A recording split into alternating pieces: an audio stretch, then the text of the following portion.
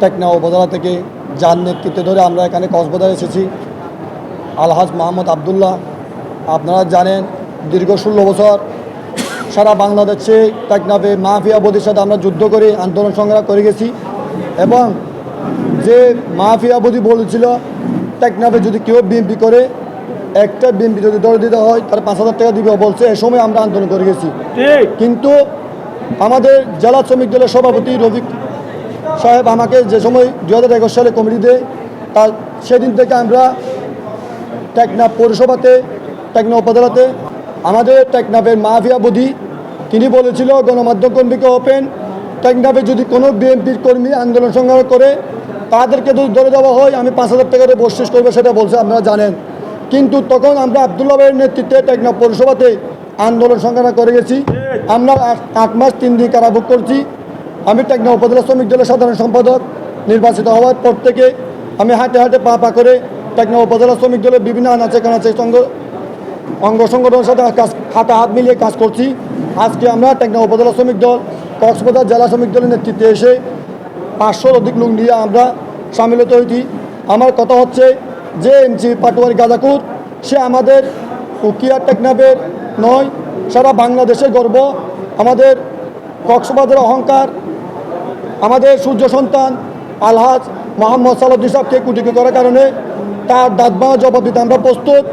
এরপরে যদি কোনো এনসিবি অন্য দল যদি আমাদের সালাউদ্দিন সাহেবের কুটুকি করা হয়, তারা রহমান দিয়ে কোনো ষড়যন্ত্র করা হয়, সর্বপ্রথম টেকনাফ থেকে আমরা আন্দোলন করতে প্রস্তুত হব।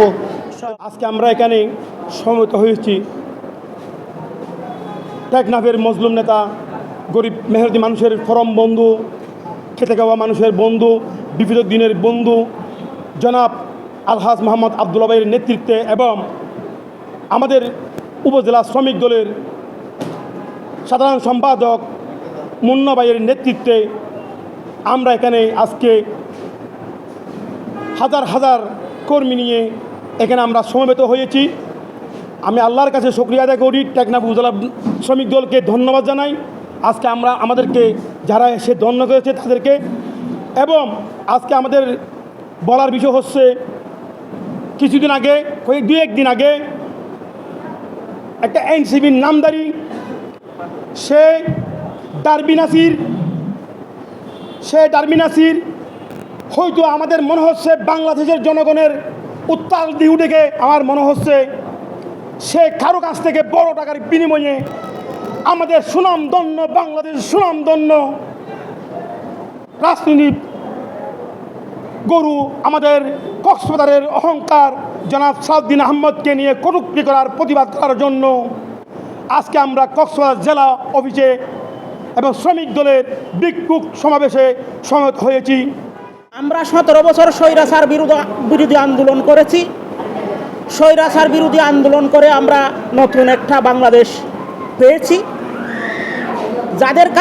যাদের কারণে আমরা এই বাংলাদেশ পেয়েছি সেই শহীদদেরকে আমি শ্রদ্ধা ভরে স্মরণ করছি। কিন্তু এখন দেখতেছি অবস্থার দৃষ্টিতে মনে হচ্ছে বাংলাদেশে আরেকটা নতুন করে জাগরণ সৃষ্টি করতে হবে। এই সরকার একশোকা নীতি অবলম্বন করে চলেছে। এই এনসিপি নামে যে সংগঠন, যে রাজনৈতিক দল আত্মপ্রকাশ করেছে এনসিপি, সেটা যেন সরকারের অঙ্গদল। আমরা এই সরকারের অঙ্গদলকে একশোকা নীতি পরিহার করার জন্য ইউনূস সরকার বরাবর আমরা উদাত্ত আহ্বান জানাবো। আমরা এখানে সমবেত হয়েছি এই বিএনপি নামক যে বটবৃক্ষ, যে সংগঠন বাংলাদেশে আছে, শহীদ প্রেসিডেন্ট জিয়াউর রহমানের হাতগড়া সংগঠন, সেটা একদিনে সৃষ্টি হয়নি, সেটা জনপ্রিয় দল, জনপ্রিয় সংগঠন। এই দলের বিরুদ্ধে এনসিপি নামক যে ক্ষুদ্র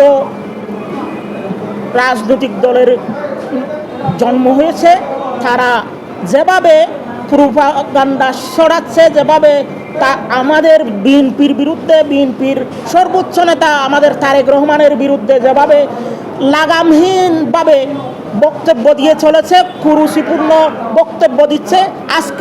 গতকাল সালাউদ্দিন সাহেবের এই যে কক্সবাজারে এসে সালাউদ্দিন সাহেবের নিজ এলাকায় এসে এনসিপির পাটওয়ারি নামক যে লোকটা এখানে কুরুচিপূর্ণ বক্তব্য দিয়ে গেছে, এটা রাজনৈতিক বক্তব্য হতে পারে না, এটা ষড়যন্ত্রের একটা অংশ।